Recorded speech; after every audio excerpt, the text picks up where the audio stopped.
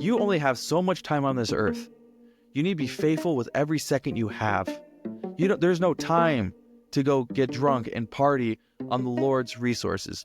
100% of your life is not yours. It is God's. What you own, your kids, your wife, your house, your money, it's not yours.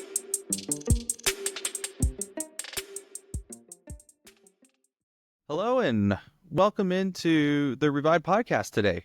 How's it going? Sorry, I was looking down at my mic.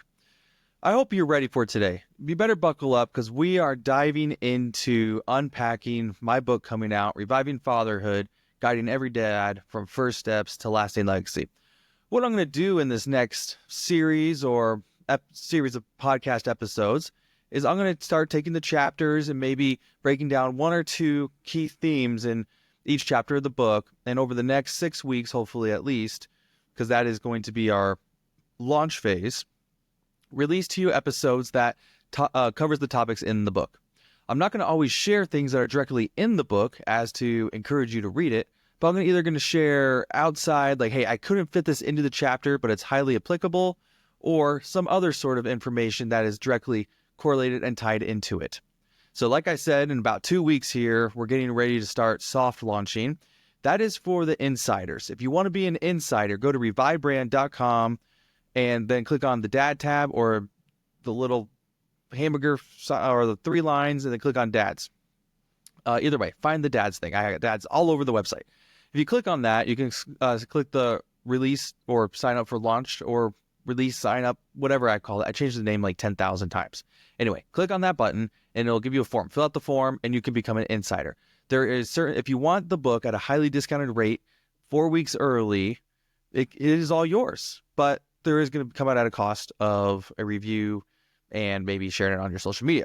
But if that is you and that interests you and you want it 4 weeks before everybody else, you better sign up. So revivedbrand.com, go find the Dad tab, the Dad button, the Dad whatever. All right. So that's why I hope you're ready today, because we are going to get into this book that is coming out, and it has been a journey to get here, but I am more excited than anybody or anything because I just can't wait to see what God does. I just know that in conversations with different people, just the excitement around, wow, there's a book to help me with other dads that I talk to. It's like, this is awesome. And it's not just a book that's like, here's how to change the diapers, here's what to expect when you're expecting, or, you got to be your most present self to be your best dad. It's like, no, I don't talk about any of that. I talk about what does God say in his word about who a dad should be? Who do we look to as a dad for our example to be a dad to others?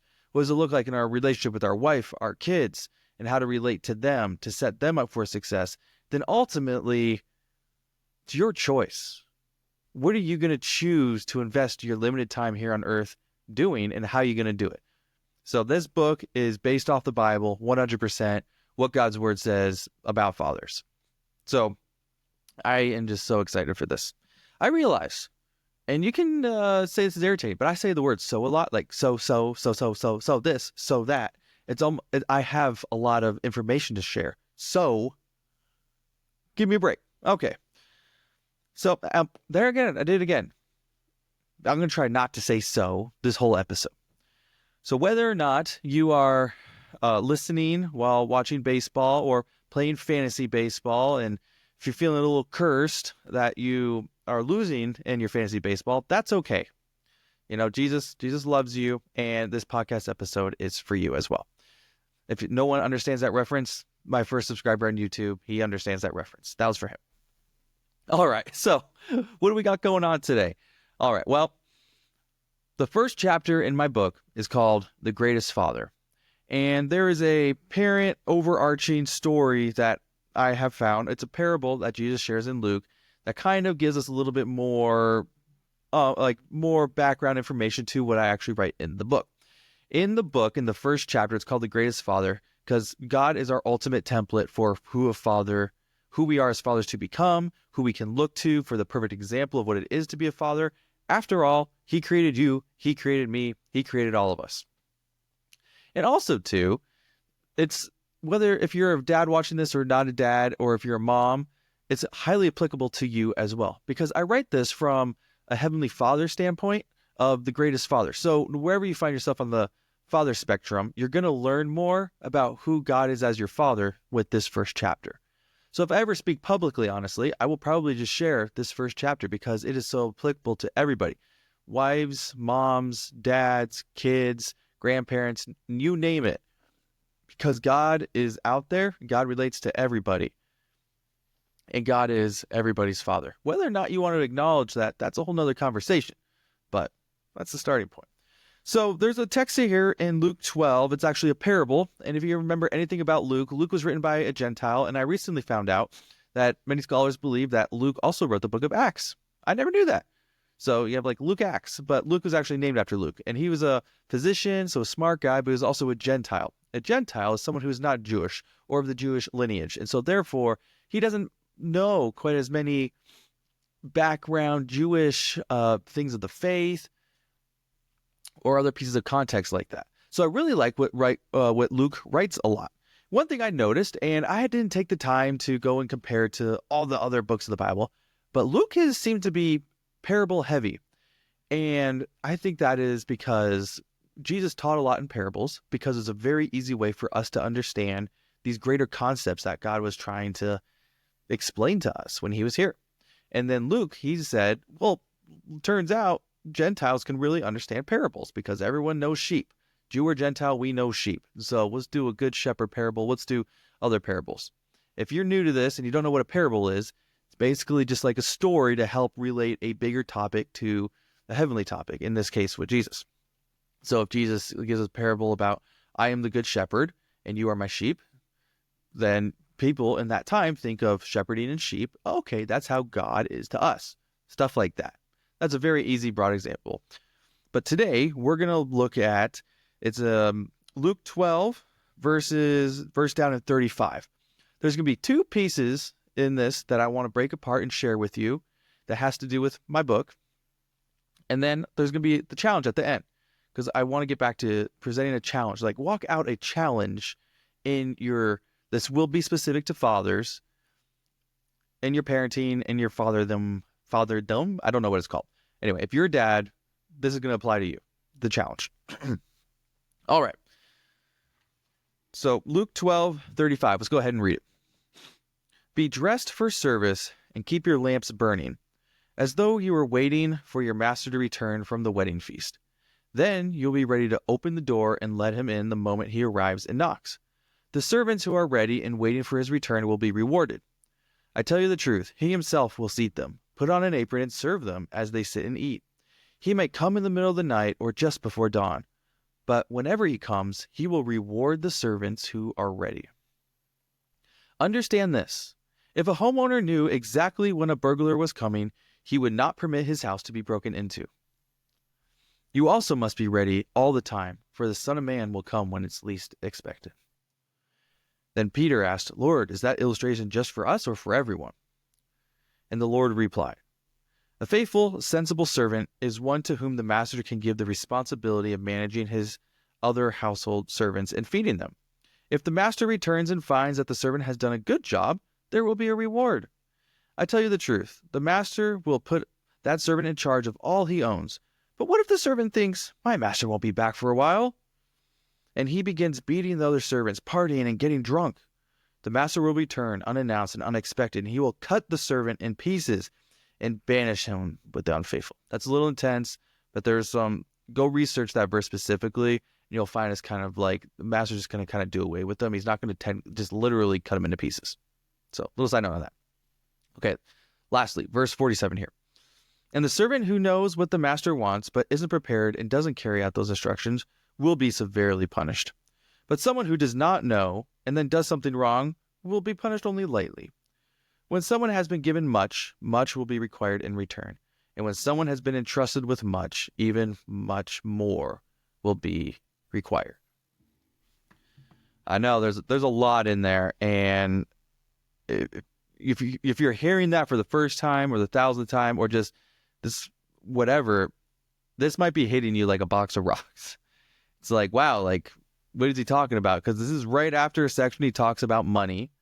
And so the people are thinking, and it's like, oh, wow, he's talking about us with a lot of money.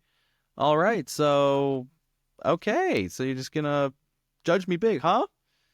You know, like there can be some fear here in a topic like this, especially from the words of Jesus. But what I want to uncover today is not that latter half. There's one little piece of that latter half I might get to today. If I don't, I'll definitely be in another episode. But we're going to talk about this first part where we talked about the wedding feast.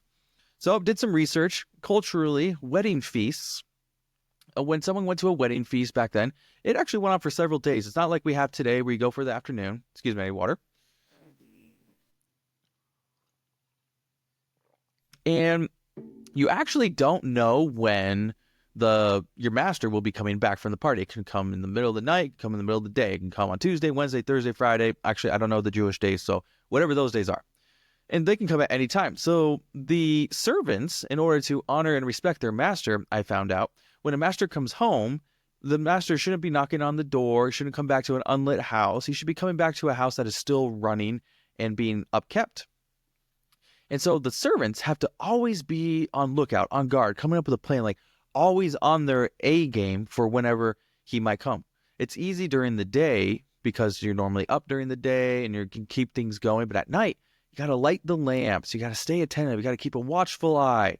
You don't know when he's coming. He might come at midnight or early morning, or he doesn't even come that night. You have to be aware. And so I love that part. And then this other part down here, he says, he may come in the middle of the night.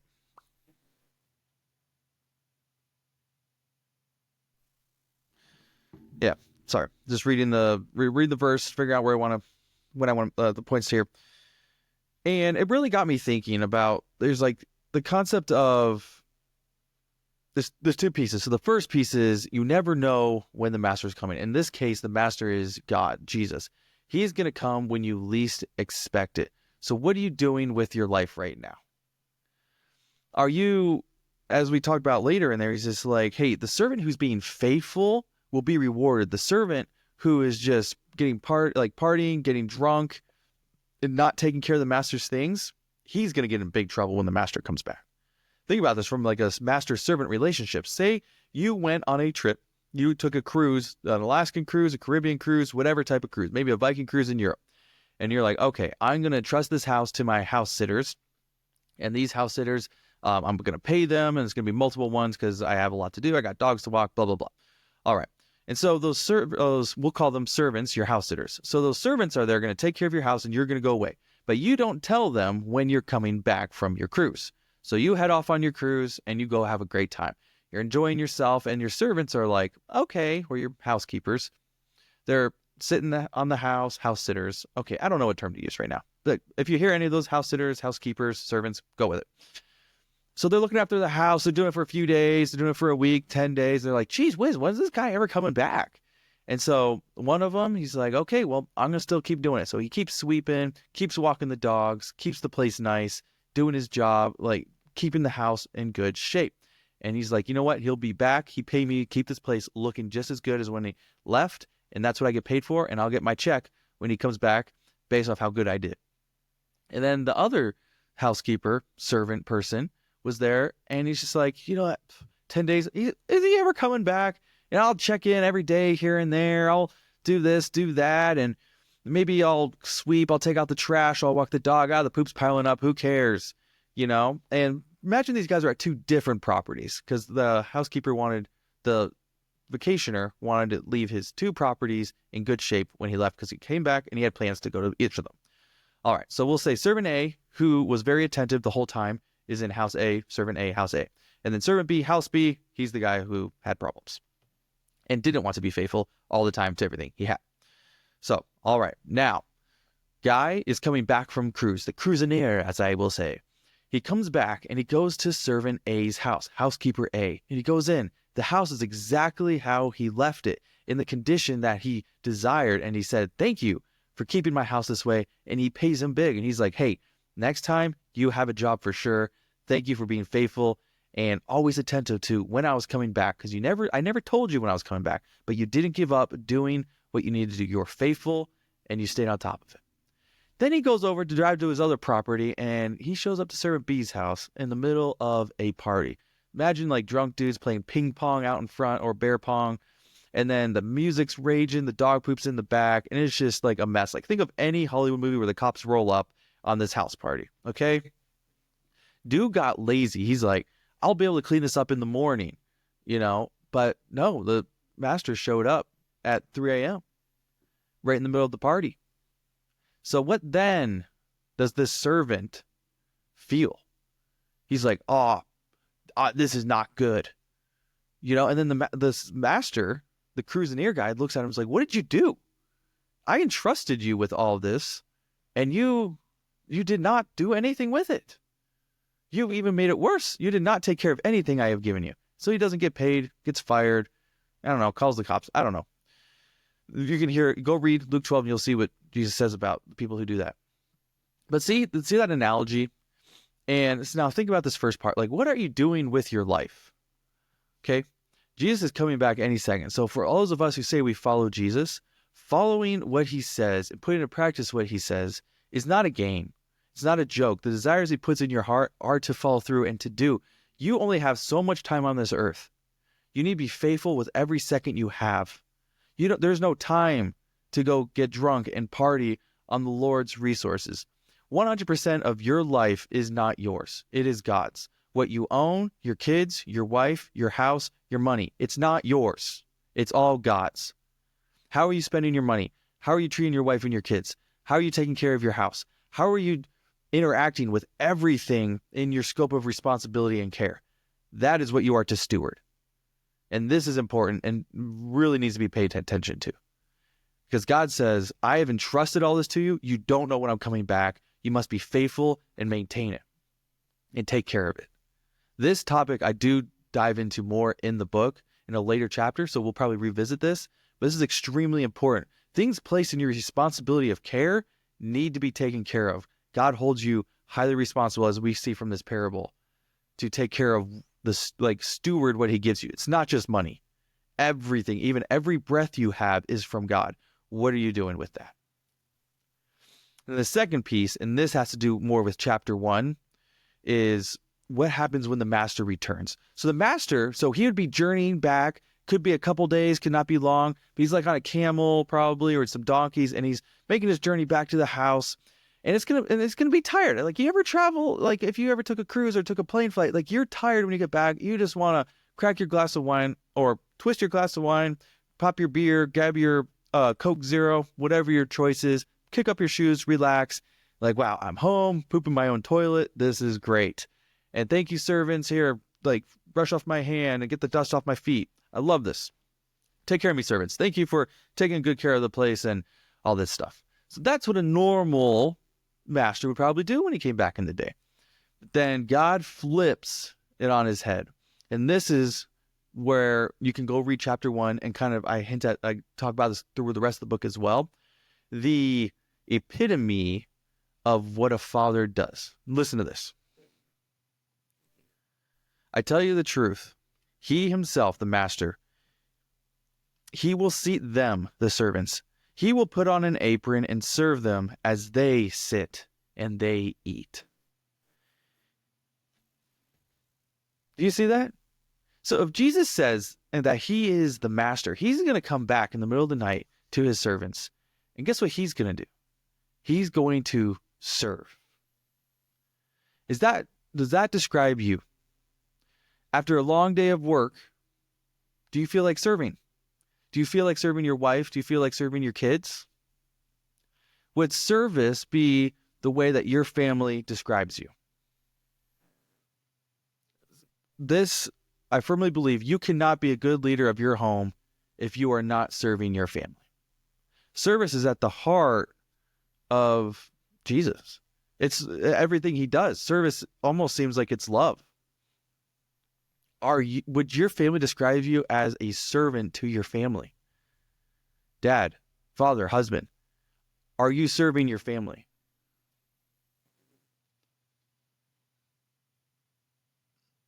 So last few weeks ago, just to let you know, I am really trying to practice what I preach here.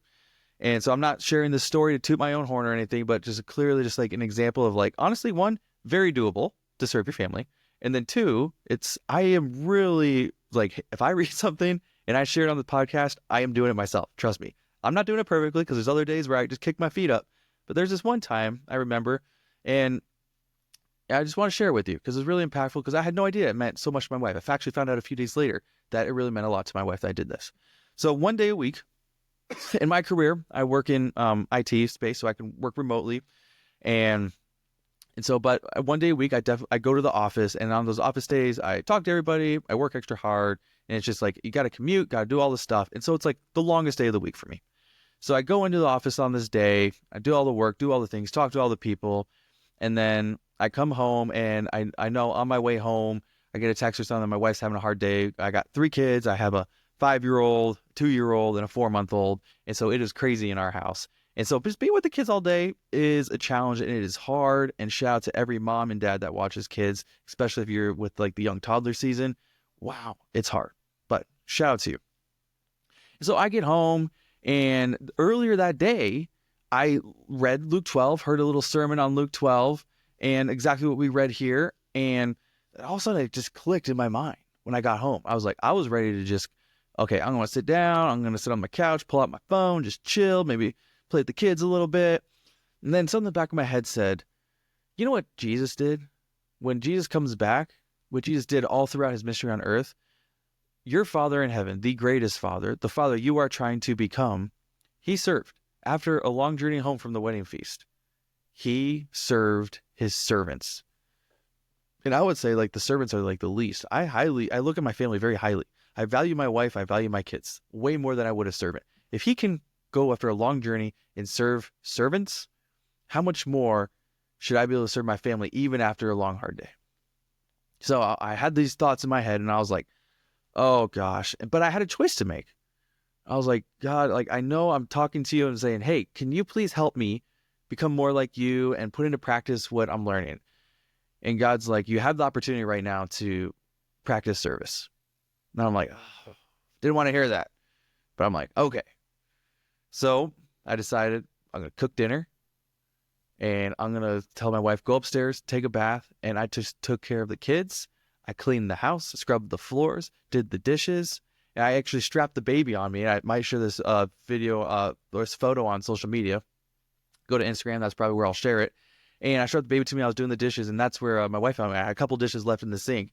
And it came down, and she's like, oh, it's so cute. You're doing the dishes, whatever. And took a picture of it. And I didn't realize a couple days later that, like, doing all of that, strapping the baby to myself, looking after the kids, cooking, cleaning, dealing with all of it after a long day of the office, like, meant the world to her. And it changed the tune of the day, changed the tune of the week.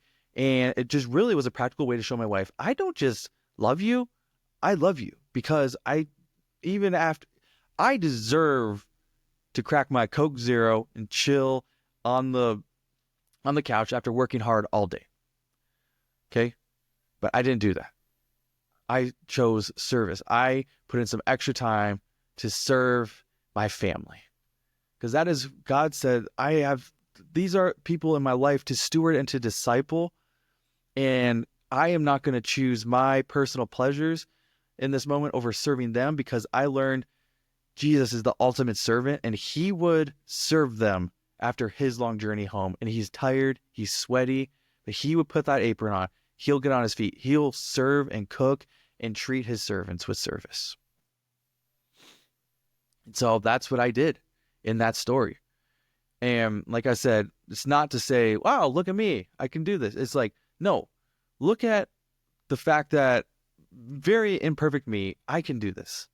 So you can do it too. All right, so here's the challenge. Here's the challenge for the week. One time, at the end of the day, or when you're not feeling like it, because it's easy to do it when you're feeling like it. I want you to find yourself in a hard moment of like, I don't want to do this. I want you to pray and ask God for the strength to serve either your wife or your kids. Okay, you can pick. If it serves your wife to watch the kids, or if you're just with the kids and you can serve them some way, or you can serve somebody else. But I want you to start at home if you have the ability. If you don't have a family or a family dynamic like that, find someone else to serve. But do it like at the end of the day, go take that person dinner. At the end of the day, go home and clean the house for your roommate. All right. Think of outside the box things. If you have a wife and kids, if you just have a wife, if you just have kids, do some math of just like, how can I serve my kids after a long day? Oh, I don't really want to play Legos right now. I'm really tired, but you know what? I will serve my kid and I will play with him for like a half hour or something. Like your wife, like, would it really mean the world for you to watch the kids like I did and clean the house? Man, if it's that extreme, go for it, you know? But they challenge you. Figure out a way that you can practically serve, especially when you're tired, and ask God for strength to do that. And if you can do it when you're tired, you can do it when you feel good. So that's what the challenge is. Do it while you're tired. So I know we talked about a lot today, but this whole premise of serving is, in chapter 1, I break it down even more of just like, what does God look like more as a father? But one of the greatest aspects to God's character is service. So buy the book, chapter 1, get to know who your father is, and then start becoming your father. Thank you so much, everybody, for joining us on today's podcast. I know we talked about a lot, but the book is coming out. Definitely go buy it, revivebrand.com, Dad tab, to go be an insider, get the insider information, get the book early at a discount, and go to our store, buy the gear. It's got sweatshirts, got t-shirts, got everything. If there's something you want, just comment or just let us know. So thanks for joining us today. Have a good one. Cheers.